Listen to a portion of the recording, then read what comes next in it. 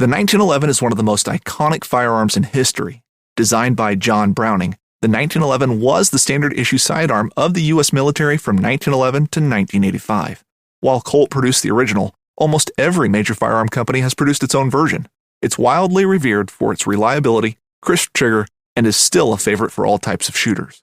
Whether you're looking to buy or build a 1911 and just about everything for guns, log on to midwayusa.com.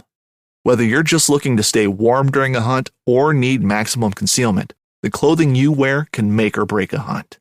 At midwayusa.com, we understand hunting clothing has come a long way with more meticulously crafted camo patterns, advanced scent control technologies, and weatherproof options to withstand the elements. Hunters have to wait until their favorite season, but shouldn't wait on gear, which is why Midway USA offers super fast shipping. When you're ready for your next system, log on to midwayusa.com.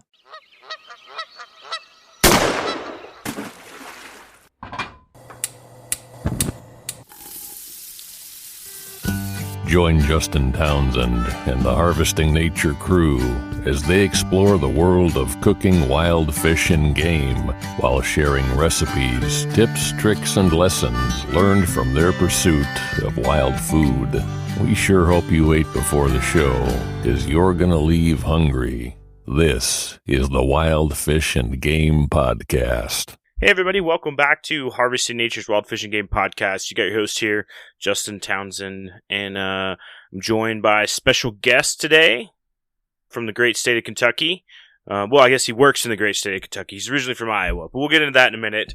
We're going to talk about a very interesting topic. You all know, if you've listened to the show long enough, we have a very special place in our heart for the consumption of invasive species. We've talked about wild pigs. We promote that pretty wildly. We've talked about widely.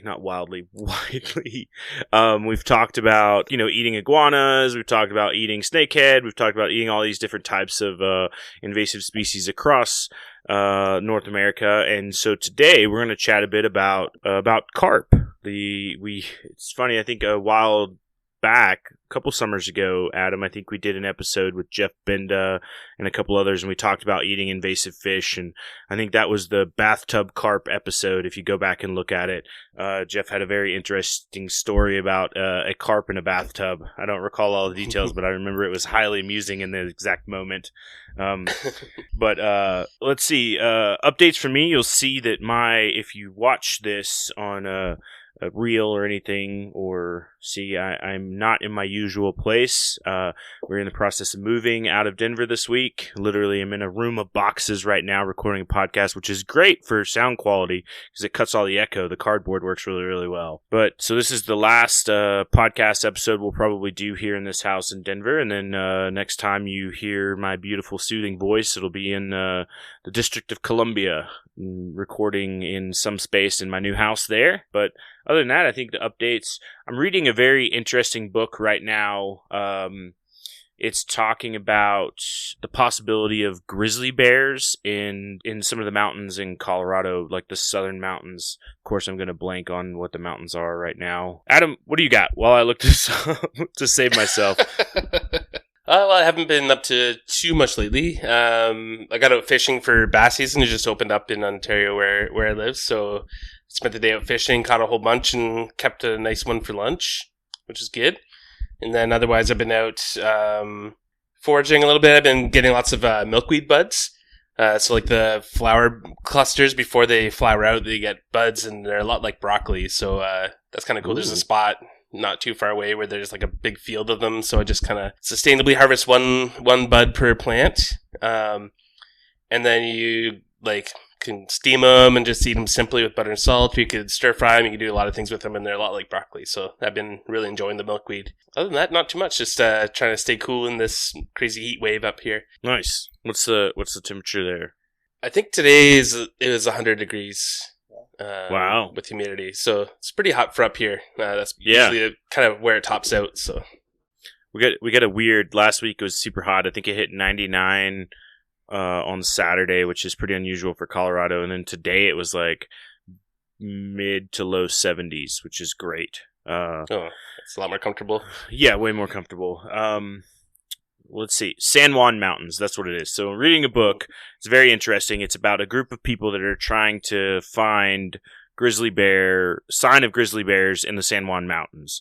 They apparently the last grizzly bear sighting in the San Juans was in the 70s, where one was shot after an attack.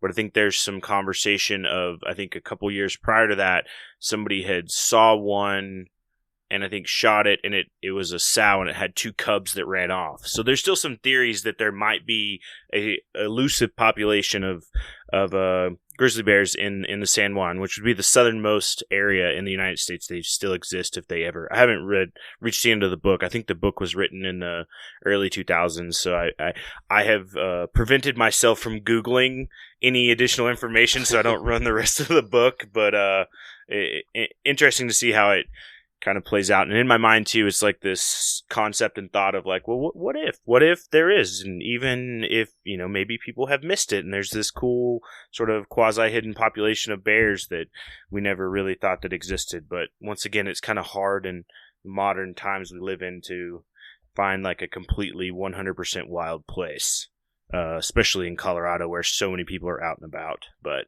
still I live in the fantasy in my own mind. But, all right, let's see. Well, let's introduce our guest here before I ramble on more about majestic, elusive bears. All right, our guest today is a hunter, angler, outdoorsman, and a fisheries biologist with the Kentucky Department of Fish and Wildlife. He grew up in eastern Iowa and attended Iowa State University. After college, he traveled around a bit and eventually landed in western Kentucky in 2020, where he has been working with invasive carp since. Matthew Dollenbacher, welcome to the Wild Fish and Game podcast. Thank you. Thank you for having me. Yeah, excited. We connected over. Well, I think we connected over a few different people and some social media posts, but here we are. And thanks for making that. So I originally saw the small game boot camp that the Backcountry Hunters and Anglers put on this month in Kentucky. Matthew was featured there in a social media post where he was going to talk about sort of like cooking and eating carp. Am I correct? Yes. Yeah, that's correct.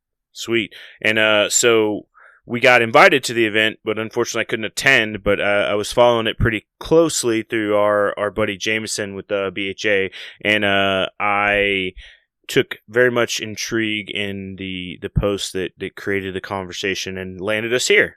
So here we are. And so with that, Matthew, would you mind telling us a little bit about yourself? You can expand kind of on your brief biography that I just provided.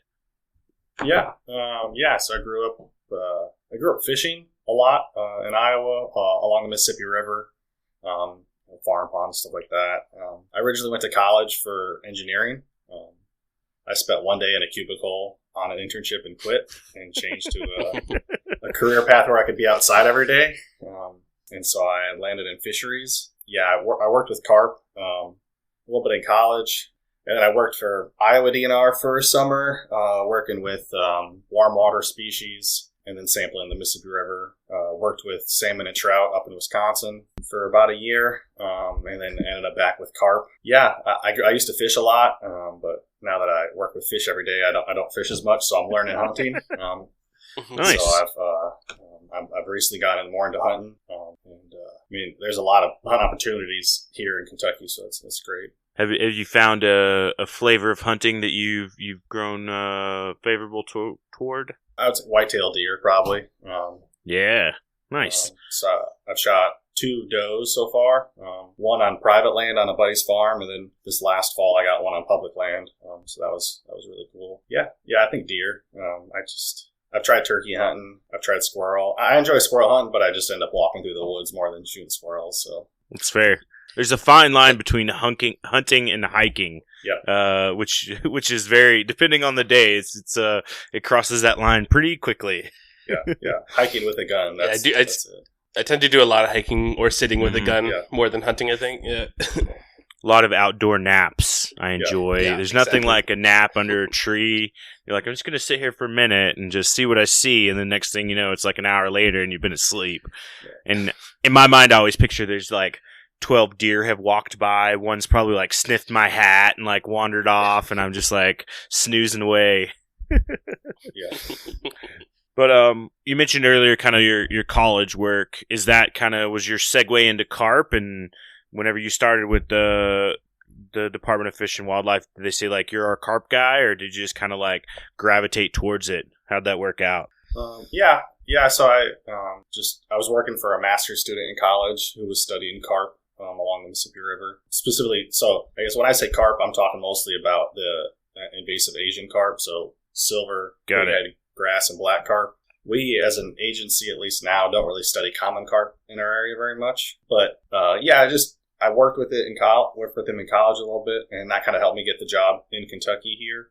When I came to Kentucky, I actually started as a technician, and I worked as a technician for a little over a year before I got the biologist position. And we have we have 2 carp crews in Kentucky. Our crew here in Western Kentucky has got about 5 employees, and then the crew up in North Central Kentucky has about 5 employees as well. I'm not the only carp guy in Kentucky. I guess I'm just the one that cooks it the most. Nice.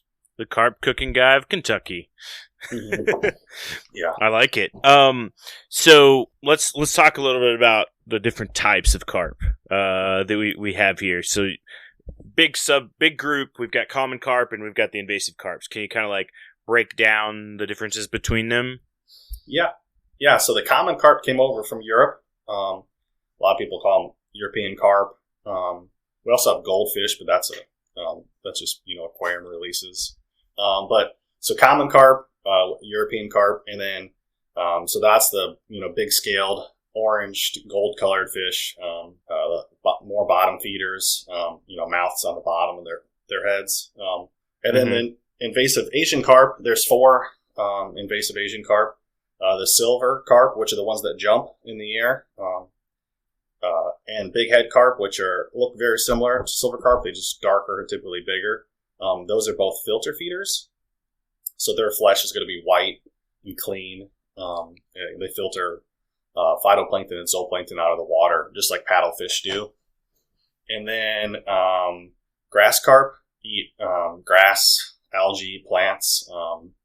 They were brought over originally to control plants and algae in aquaculture ponds and effluent ponds. And then black carp eat mussels and snails.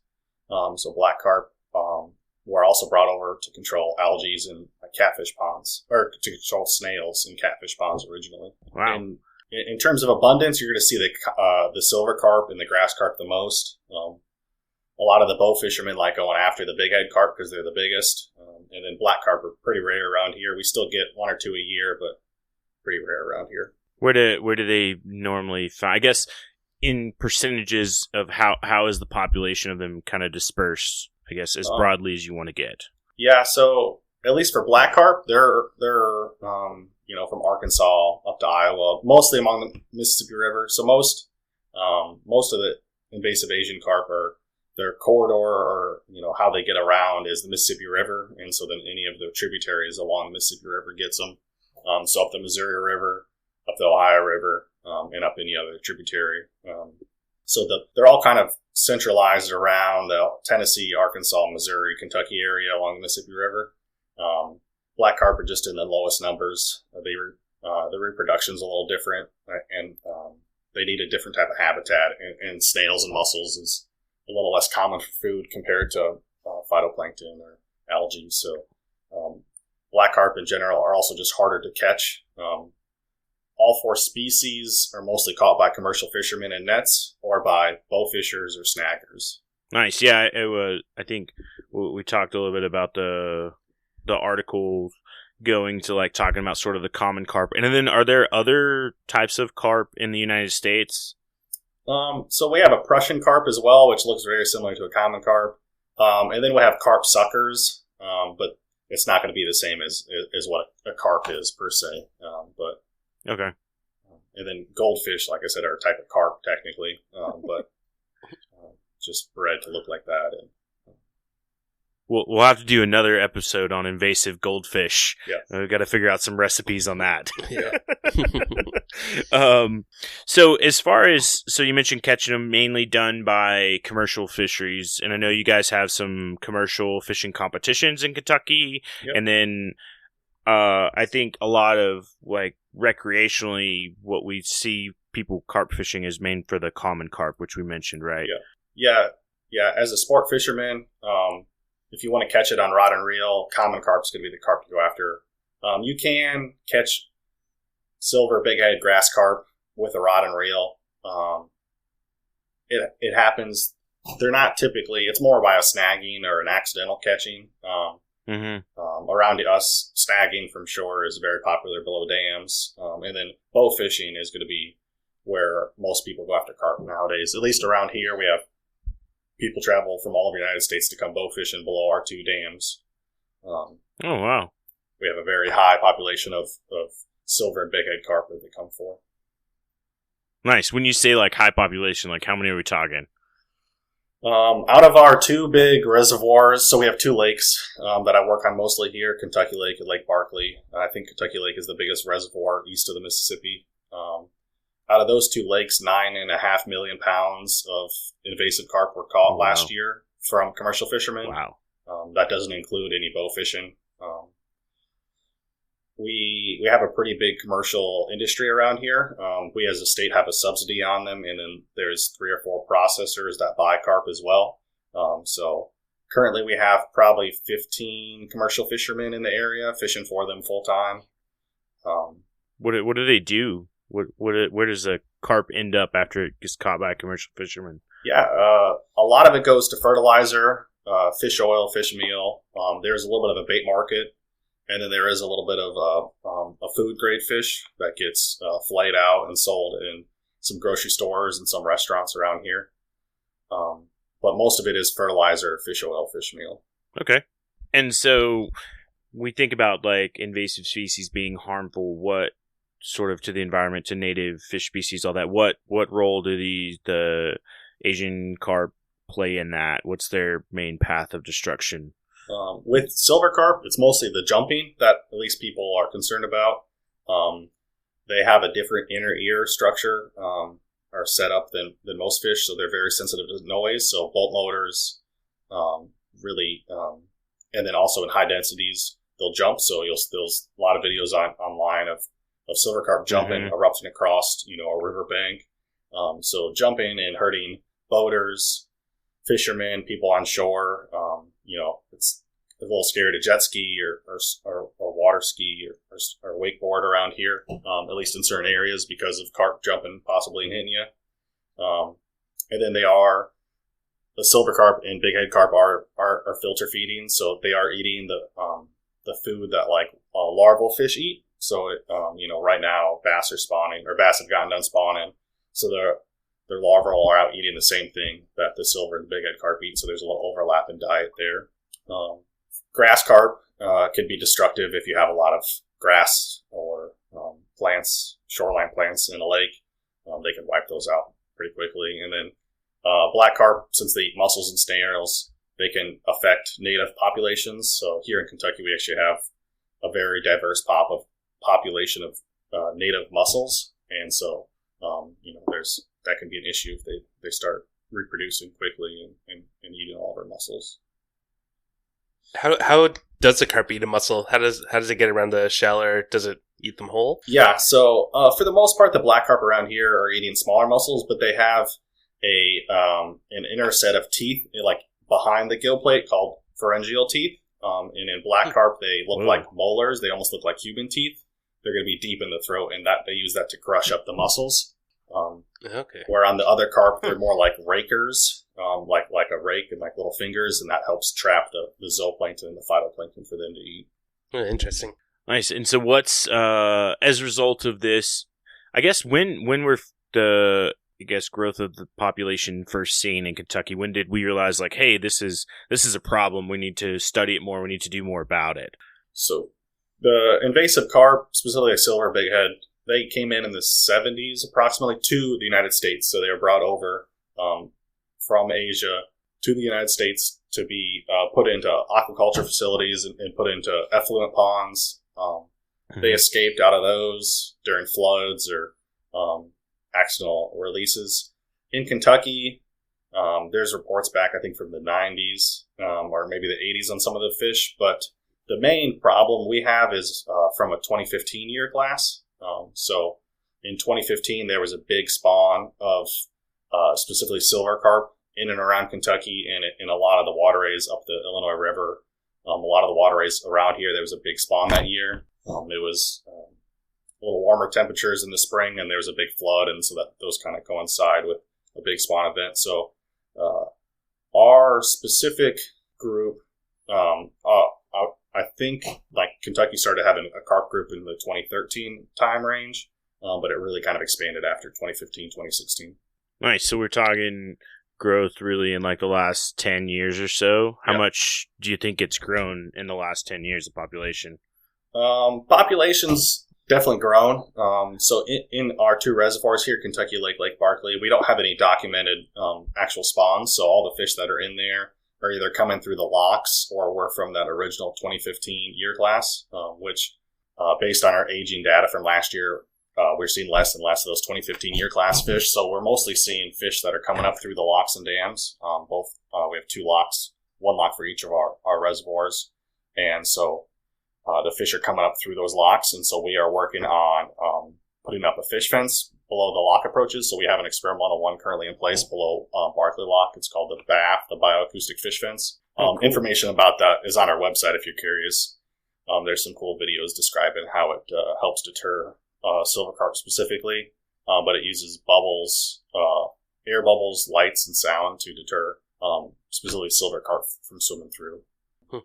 So this is due to their different ear makeup. It affects them differently than other fish. Yeah, so they when they see the bubble curtain, they think it's just a solid wall because that's how they hear it. Oh, okay. That's cool. So what outside of that has Kentucky sort of adopted as their management plan to sort of get after the invasive carp? Our subsidy incentivizes commercial fishermen to just fish more. Over the last 3 years, we've seen about approximately 9 million pounds of carp coming out of both of our reservoirs each year. I think statewide, since 2013, we've had like 56 million pounds of invasive carp removed from our waters.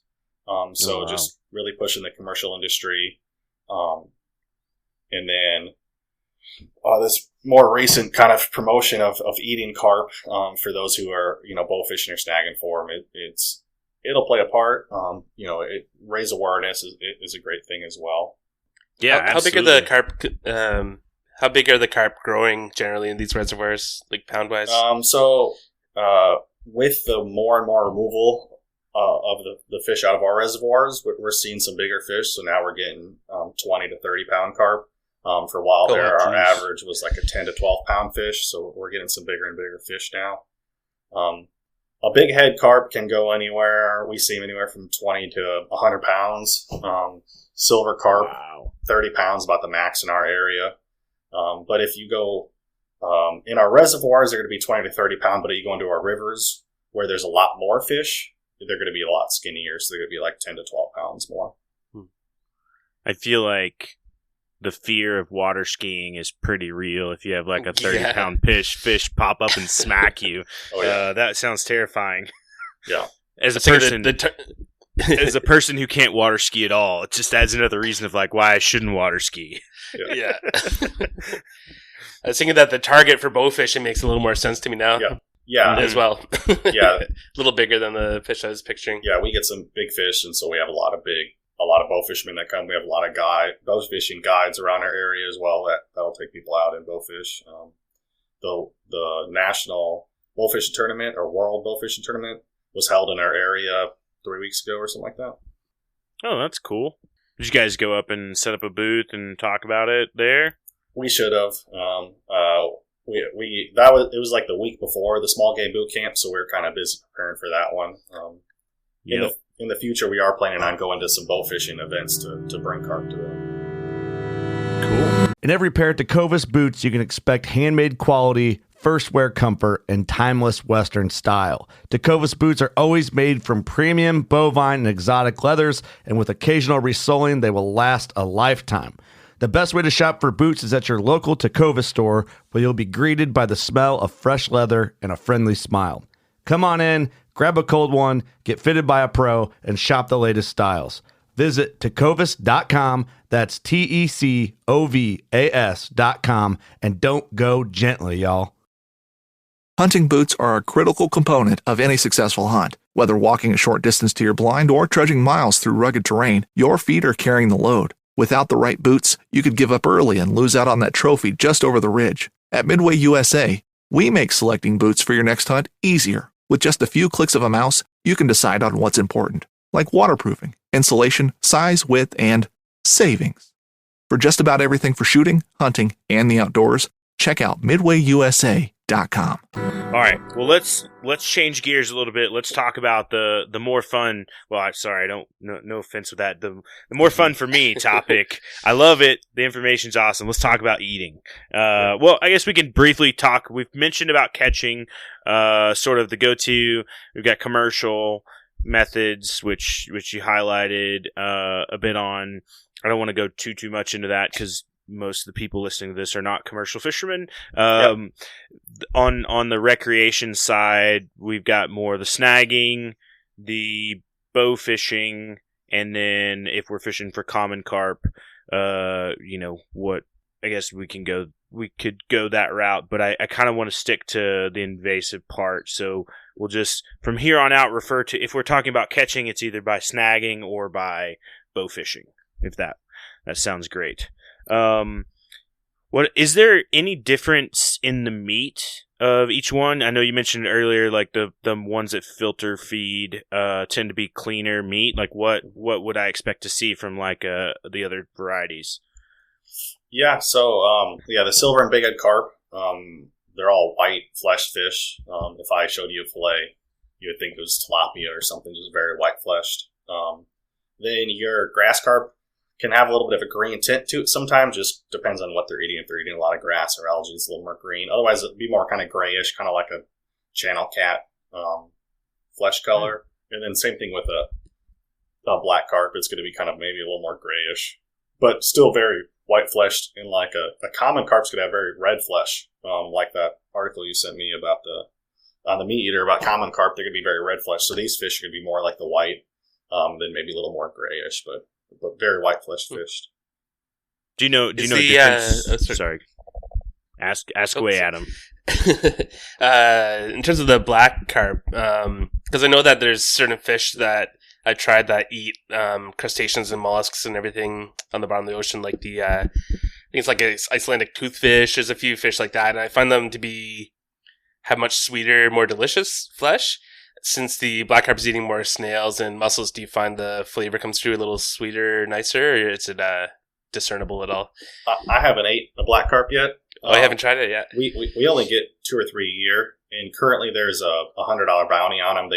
When we get them in from commercial fishermen, there's a program through USGS and Southern Illinois University where they're getting $100. And then we cut the carp up and we pull the eyeballs out, ship them up to Wisconsin for someone to do a test on. Then we ship like the stomach and the rest of the fish over to Missouri for a researcher out there to do the work. So I haven't tried to cook one yet. I haven't cooked a grass carp either. It's mostly the silver and bighead is what I've been focusing on. Oh, cool. Any flavor differences between those two that you've noticed? No. Basically. Any comparable to other fish that we might be more familiar with? I think they're tastier than a bass or a crappie, personally. Ooh, I'm sold. I love bass. Yeah, I mean, I eat a lot of bass. I like it for fish tacos. It holds up well if I cook it on the Blackstone. The thing with the silver and bighead carp is they do have a lot of bones. They have 2 sets of Y bones down each fillet. So the method if we want to start talking about cooking, the method I've chosen. Let's do it. There's a lot of methods out there to cook silver and bighead carp. The method I've found the best and the easiest for me is to smoke them. So I will fillet it out just like any other fish, like a catfish or a bass. leave the skin on, and then throw that whole fillet in my smoker. Smoke it for 2 to 3 hours on about 250 degrees. You can use any flavor wood chips. I'm normally using hickory. I just have a little upright smoker. You could use it on a Traeger. You could do it on a regular grill with a smoke box. And then once it's cooked, once it's hit an internal temperature of at least 145, I typically bring it up to about 150. I pull it off, let it cool, and then from there I pick the meat out. So because there's 2 sets of Y bones, lots of bones to deal with. There is a method of boneless filleting them, and you end up with long, skinny strips of meat. It's a lot of work, in my opinion.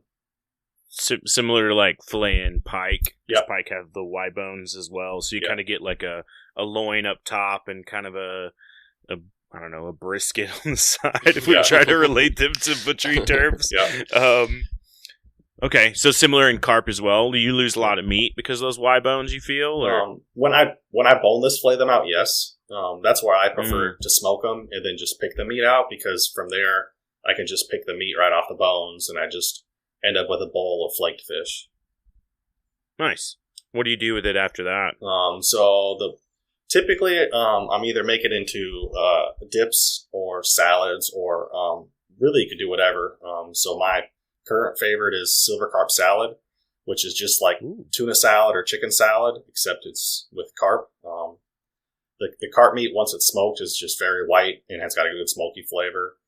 Silver and bighead carp basically have no flavor to them, so whatever flavor profiles you throw at them, they're going to accept it.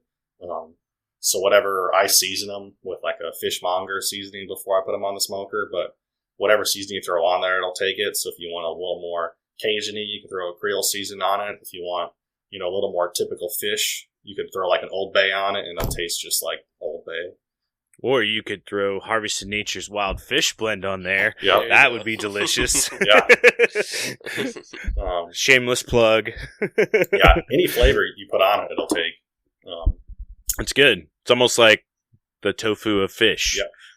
It's kind of like, or like a puffball mushroom. It's just kind of doesn't really have a flavor per se. It's just kind of whatever you put on it. Like popped in my mind. We just had dinner at a sushi restaurant. You have miso soup, right? Mm-hmm. It'd be great. You could make some miso soup instead of the tofu. You could just put little bits of smoked carp in there. That'd be super tasty. Yeah. I've done that with pike before, actually. Oh, nice. I made a miso broth with the pike bones and miso, and then did like little chunks of pike in it. It worked out nicely. Yeah. Yeah, you can, and I'll make it into tacos, throw a little taco sauce, taco seasoning on that. Once it's smoked and flaked, it's just ready to go into whatever sort of taco. It's kind of how I've done trout in the past too, making, get all that meat off the bones, and you can make tacos out of it. Yeah, trout has all those little pin bones in there. Yeah. The other thing I was going to ask is, as far as, so the two methods, like you've got the boneless fillet method, and you just kind of fillet it just whole, like you would any other fish. I know some of the carp, and maybe these are the common carp I'm mixing up, have the bigger scales on it. Any difference in the scales of the others, the silvers or the black? Yeah, so the silver and bighead carp have small scales, but the black and the grass have big scales like common carp. Okay. But I just leave the skin and the scales on when I do it, and I just put those skin down in my smoker. So then when I pull the fillet off the smoker, I can set the skin down on a tray and then pick off there.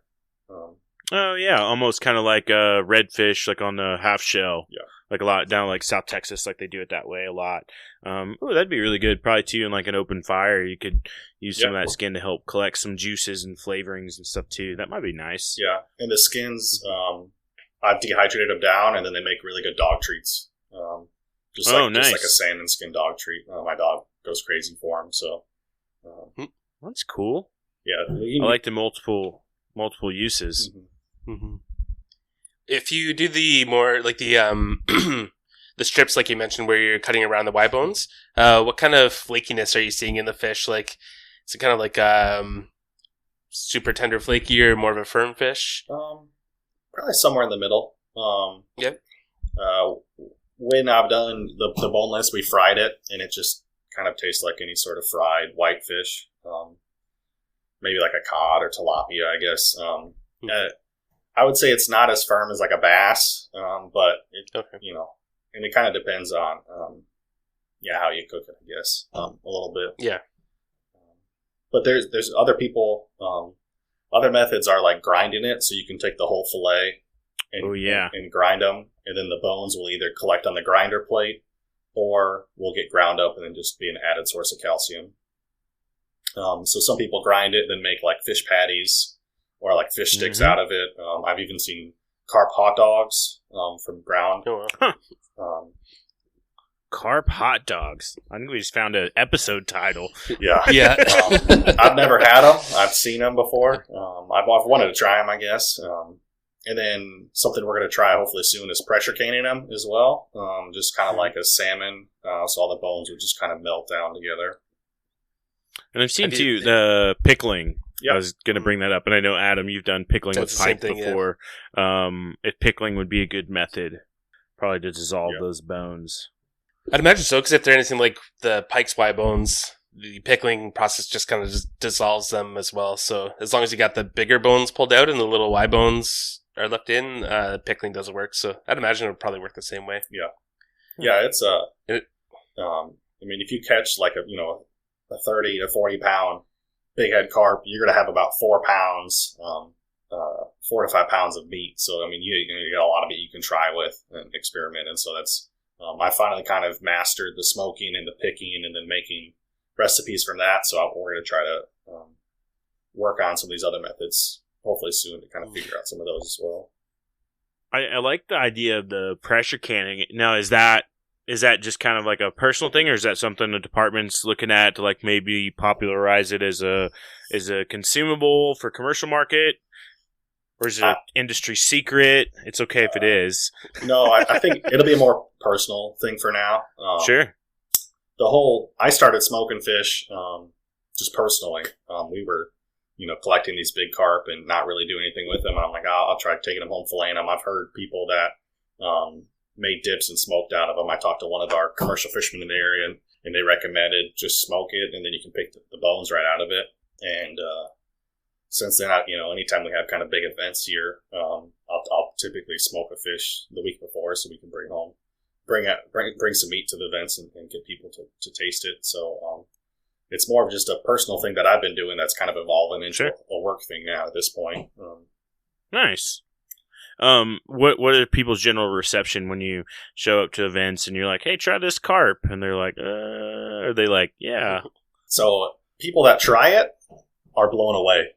They hear carp, they think of common carp, they think of dirtier fish, maybe like a buffalo or just, really dirty fish. They see the flesh, that it's just a white fleshed flaked fish. They're blown away typically. Most people are great. That they try it, they enjoy it. There's some people that have come to the events that don't eat fish at all. They won't try it. I understand them. But then we'll get some people that they'll eat a catfish, but they won't come eat this carp. Some people, the stigma is very deep there for some people that I'm not going to eat it anyways. So that's a little frustrating, for someone that won't try something. Yeah. I understand if you don't eat fish at all, but, if you're already going to eat a crappie or a bass or catfish, but so most people are pretty blown away by it. They don't realize, that the silver and the bighead carp are filter feeders, so kind of like a paddlefish, they're going to be very clean fleshed and very white meat. It's funny that some of these fish are enjoyed so much. Like even the common carp is enjoyed all over Eastern Europe. Like these carp we're talking about today are enjoyed across Asia, and so many people eat them. Then sometimes they get this stigma here that's just people avoid it like the plague, but it doesn't really make too much sense, especially when it just tastes fine. Yeah. At the BHA event at the Rendezvous, was that last year's, Justin? We had antelope there, which has a lot of bad rap for some reason, and people were like, "Well, I don't want to try that." Oh, yeah, we had beaver too, I think. And every single person who tried it was like, "Oh, it tastes good." Yeah. Oh. Yeah. Like, we're not going to serve you something that tastes bad. We're like, here, try this, like, booger-flavored jelly bean. No. Yeah. It's like... So, have you had any converts happen there, and they're like, maybe they send you a message or something later, like, I'm out snagging or bow fishing now. Thanks for the heads up, and not converts yet, but we did. We were out collecting fish for the BHA event, and we talked to some bow fishermen. We were out collecting fish in the tailwaters, one of the dams, on our electrofishing boat, and we talked to one of the guys because we're like. We saw they were going out to bowfish, and we were like, hey, if you get any big ones, we'll take them because we're doing this event tomorrow. And then we told them about the event. They came to the event. They tasted it. And then they were like, man, we should have kept some of the fish we shot yesterday. They were mad that they didn't keep any. And so that was cool, to talk to them on the water and then for them to come to the event and taste them and tasted. They said they loved it, and they're going to definitely bring some home next time they go. That's awesome. No, I see a lot of people post pictures about like the bow fishing and stuff. You see on social media, and they've got like all these piles of fish. And my like first go-to reaction is like, "Did you guys eat it?" Like, I don't want to. It's great people are getting out and targeting an invasive species, but there's also similar to wild pigs and all the other things that we sort of talk about is like there's a use for this animal. Like you guys mentioned on the commercial side, but also too just for like personal consumption of like. You catch a carp, you bring it home, it's got 4 or 5 pounds of meat in it. That's like, what? It's like we were talking with Jesse, we were talking about turkey. That's like 16 meals. Yep. It's a fair amount of food if you think about that. Especially if you're a person who consumes fish and you go to the store and you buy tilapia, or you buy cod, or you buy some other fish. If it's, the comparability is the same, there's no reason why people couldn't eat more carp. Yeah, it'd be. We've always talked that if you could get into a school system or a prison system, that you'd really develop a food market for carp. Just kind of, you got to get more people to be aware of it and realize that they're good tasting carp, good tasting fish. And yeah, we've talked about it before, but sometimes it takes a name change to get people on board. Like the word carp sends shivers down people's backs, even though they never tried it or even thought of trying it before. But maybe something else. Yeah. Maybe renaming the fish. Patagonia toothfish. Mm-hmm. Yeah. Was that, what is it now? now? Sea bass now? Argentinian sea bass. Yeah. Chilean sea bass. Yeah. There we go. Chilean sea bass. Yeah. Orange roughy. What would we? Sounds a little nicer than toothfish. Roughy. Yeah. The state of Illinois actually did a campaign where they changed the name. So Illinois. Ooh, what did they change it to? Copi. COPI. Copi, like copious. Okay. They have a pretty nice website actually called choosecopi.com that has a lot of good information there's a lot of recipes on the website. They have links to where you can buy carp. So the state of Illinois put that together, and trying to do the whole name change thing. Yeah. Kind of like some other species have been done. We at Kentucky are still just calling them carp, invasive carp. We'll see what the future comes, but I'm trying to find it. Yeah. Oh, there it is. Choose Copi. Yeah. Choose Copi. Eat well and do good. Oh man, they really threw some effort behind this. Yeah, they've got a sweet little logo too. They contracted out a lot of that work. But yeah, they did put a lot of effort into it. They had a big name change reveal, and I think at the Illinois State Fair they do serve Copi. And we've talked about doing that at our state fair, maybe next year. I don't think we'll make it for this year's, but next year we talked about trying to bring some of our smoked carp or even fry some carp and bring it out there to give people tastings. The carp corn dogs. That's a good fair food, right? Yeah. Yeah. I think you can probably stay away from the chocolate dipped carp, but carp corn dogs would be at the top of the list. Yeah. No, I think it's great. That's awesome. Yeah, I think, man, they do. They've got like a video on there. Look at all these recipes. Silver carp, bighead carp, or grass carp. Copi is recommended for consumption by the Monterey Bay Aquarium Seafood Watch. That's cool.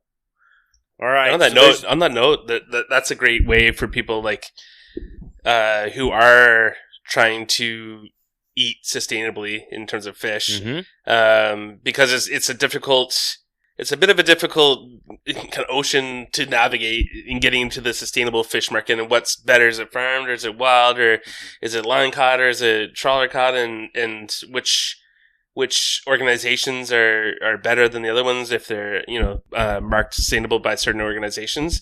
But one thing you can do is just eat these invasives and you're not going to do anything bad. There's no questioning. There's no ethical quandaries. You can just eat a ton of this fish and be happy doing so. You're doing the world good by doing so. So I think that's, if you're a kind of person who follows along and tries to do the right thing in terms of eating seafood, this is definitely the way to go. Knives, machetes, saws, and shears, multi-tools, shovels, swords, axes, spears, hatchets, and tomahawks. If it cuts, snips, slices, or chops, Midway USA has it. Find great gift ideas in our huge selection of pocket knives and other everyday carry folding knives. Make a statement or create a family legacy with one of our top-of-the-line hunting knives. We've got a great selection of manual and electric sharpeners, too. For just about everything for the outdoors, check out MidwayUSA.com.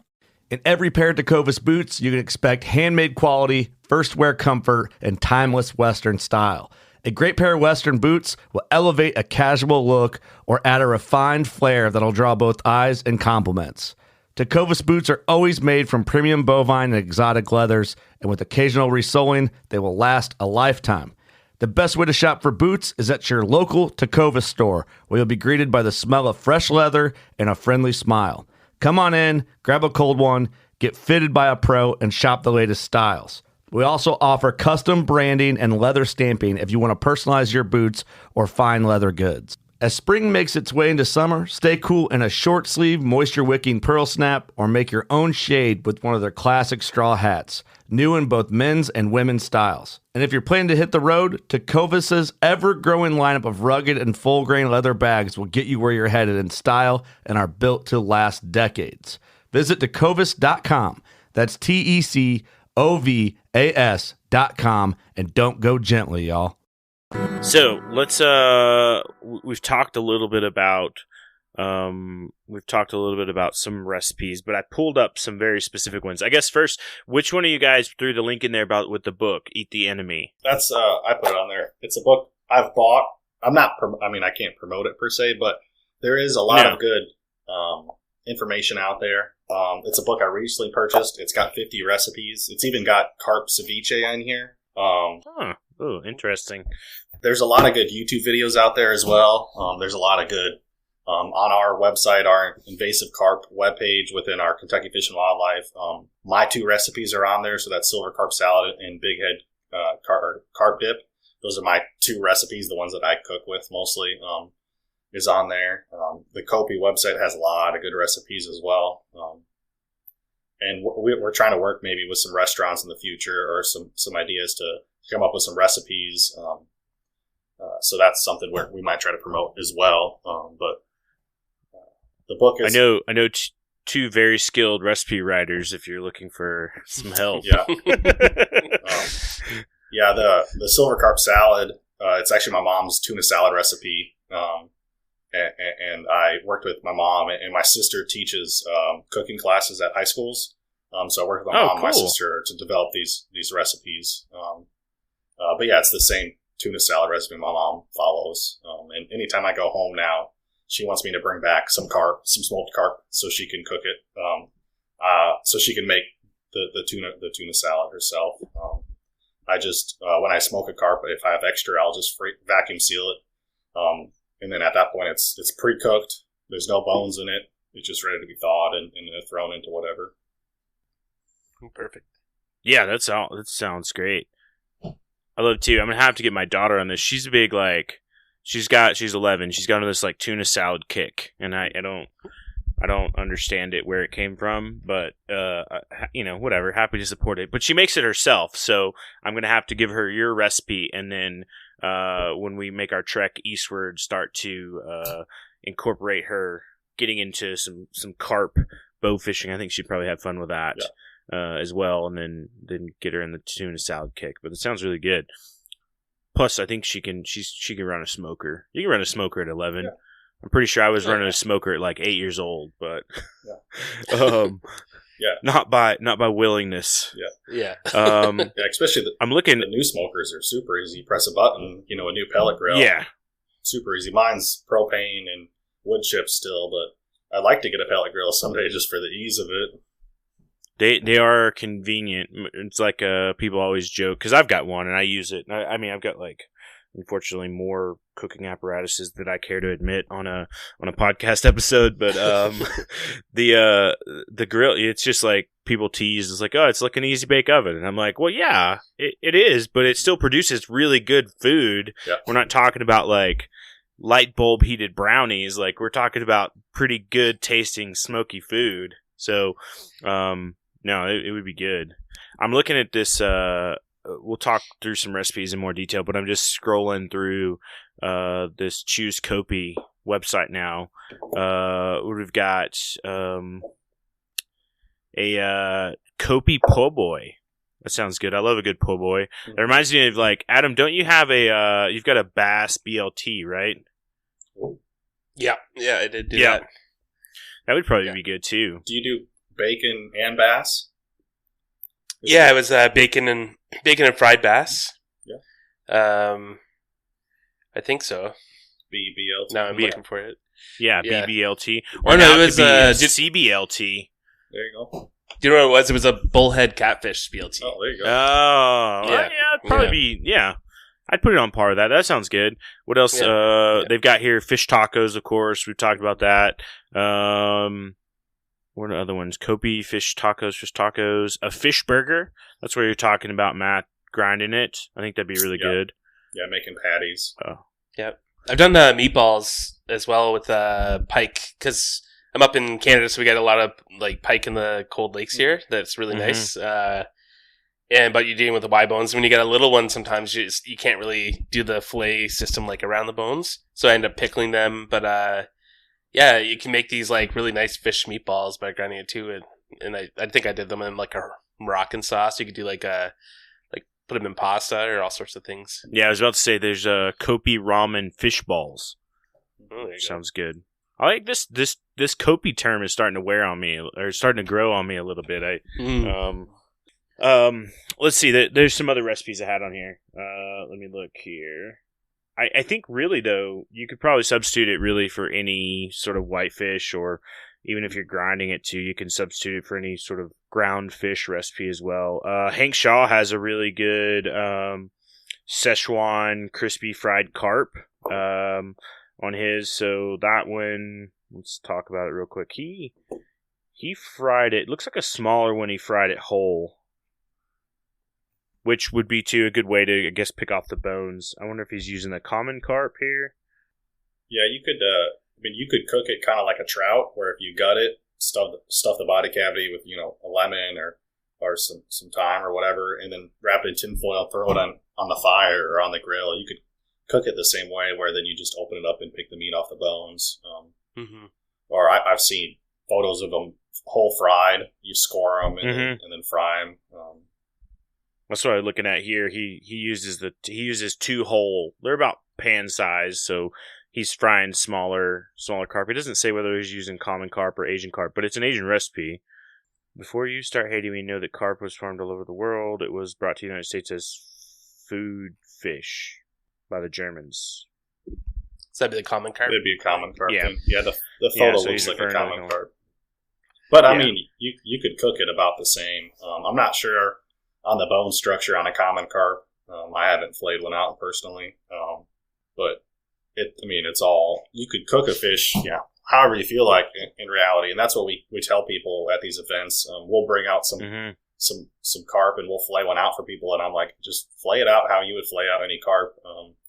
My coworker who's been joining me on this event, he and I flay out a fish completely different, but it ends up with basically the same result. He keeps the ribs on. I flay out around the ribs and leave the ribs in the fish. But you can kind of flay them out however you want to. And what's cool about these fish that are 20, 30 pounds is if you miss a little meat, it doesn't matter. There's enough you're meat still getting a lot, get. And there's enough fish out there that if you butcher one or two of them, there's more fish for you to grab, Yeah, you don't have to feel bad about a little bit of wastage on these guys. Yeah. I always find that, like, talk about eating the whole fish. If you're picking around bones, I find eating with chopsticks is actually really nice for that. Yeah. You can kind of get in really delicately and just pick around all the bones. I also just do it with my fingers, so it depends Yeah, on I was company about to say, you're in, I guess. But I'm a finger eater. Yeah, but chopsticks do work really well to kind of delicately get around all the bones and everything. I always enjoy doing that. Yeah, I think we have a local chef that was on Top Chef, and I believe she actually cooked carp on one of the episodes. I'll have to go back and look at it. Oh, cool. But, she has a restaurant in Paducah, Kentucky, and she has it on her menu. I've been told it's kind of seasonal, depends on when she can get food grade fish in. But so there's a lot of people trying to expand on the market at least. That's cool. That's exciting to hear. Yeah, that's good to hear. I think too, you mentioned sort of getting it more institutionally accepted, and if we talk about marketing and all that other stuff that can go into it, like a growing thing. But I think even we see it too in like wild pigs and stuff. Like hunters only do such a small dent in the population, and like other methods, sort of like as commercial fishing, kind of will help take out the broader population. So seeing that, maybe in 5 years it'll be common to go to the grocery store and see carp like for sale, or canned carp or whatever. It would be super cool to see. But we're running up on the tail end of time here, so we'll kind of do a quick around the room to sort of close this out. And Matthew, since you're the guest here, we'll give you the opportunity. Any last thoughts or alibis or anything you want to share with us or the listeners before we go? Yeah, I guess just try it. It's not going to kill you to try it, I guess, if you're unsure about it. Like I said, there's a couple different species of carp, so there's a lot of information online about identification, different types of carp. Obviously, with going to snag or bowfish, make sure you check your regulations. We in the state of Kentucky have some goofy regulations. There's certain areas you can and can't do stuff, so make sure you're collecting the fish within the law. But yeah, try it. There's a lot of carp out there. Try different recipes. Reach out to me and let me know what you think. Yeah.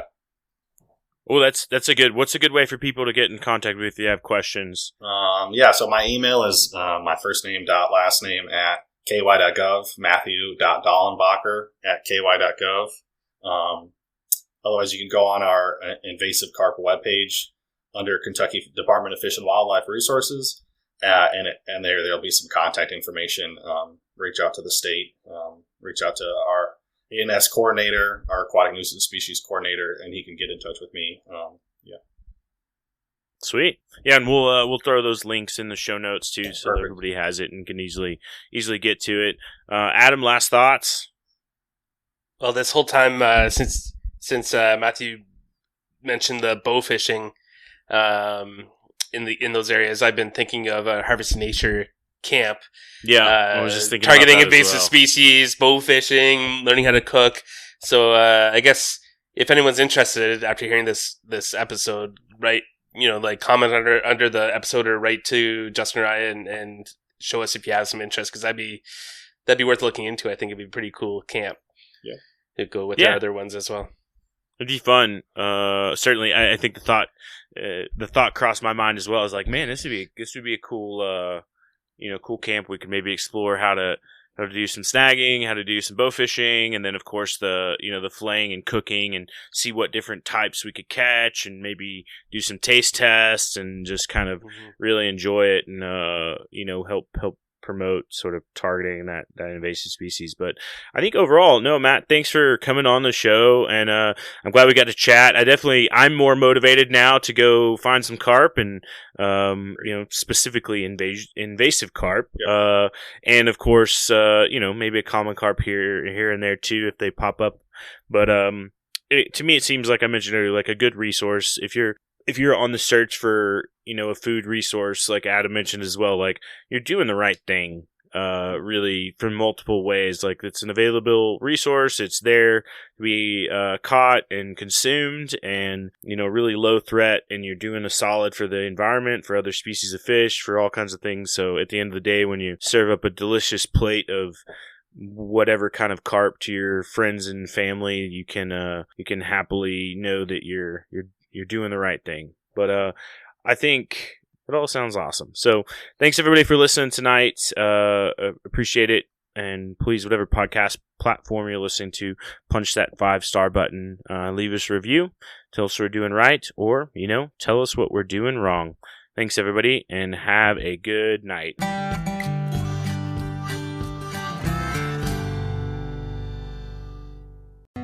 Through the Blackwater bayous and in the dark Louisiana night floats a duck camp, alive with the sounds of swamp pop and the smells of Cajun cooking. From the Mississippi Delta in Venice to the Cajun prairies of the Southwest, me and the Duck Camp Dinners crew will be hunting and eating it all. This is Duck Camp Dinner. Join me, Chef Jean-Paul Bourgeois, and the whole crew every Monday at 8 p.m. Eastern on Waypoint TV. Join Captain Justin Leake and Meredith McCord for the best fishing action along Panama City Beach. Tune in to Chasing the Sun every Sunday at 9:30 a.m. Eastern on Waypoint TV.